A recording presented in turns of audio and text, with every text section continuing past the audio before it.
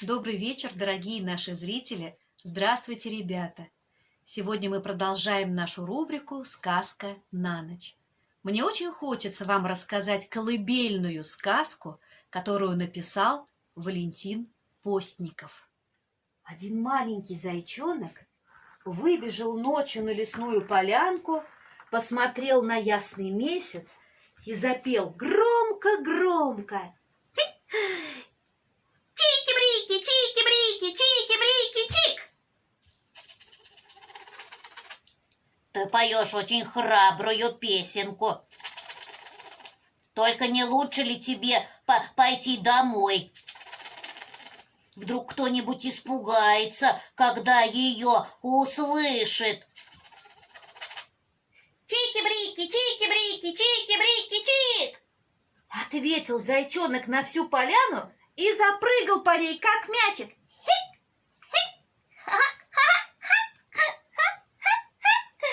И тут он увидел собственную тень.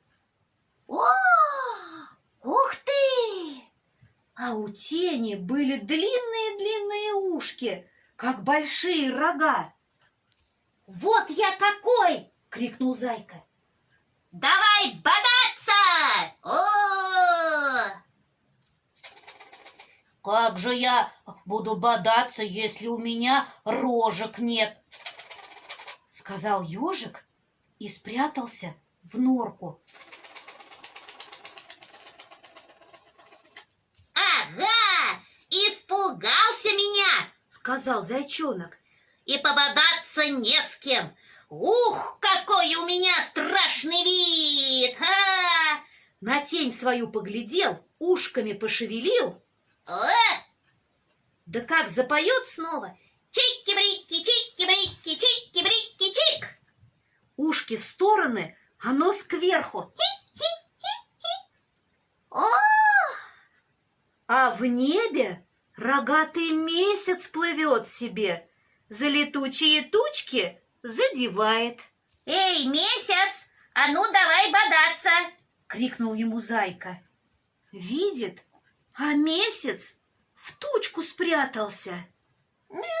Зайка смеется, поет, прыгает.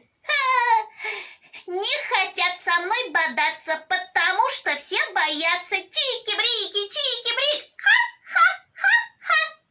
Ой, Но тень почему-то взяла и пропала. Зайка головой покрутил, а на ней совсем не рога, на макушке ушки. ой, Сказал зайка. побегу-ка я лучше домой. Спать уже пора.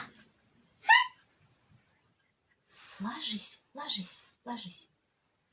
Непоседа. Вам, ребята, ведь тоже спать пора. Укладывайтесь в свои кроватки и скорее засыпайте. Только не думайте, что наш зайка глупый. Просто он очень маленький и добрый.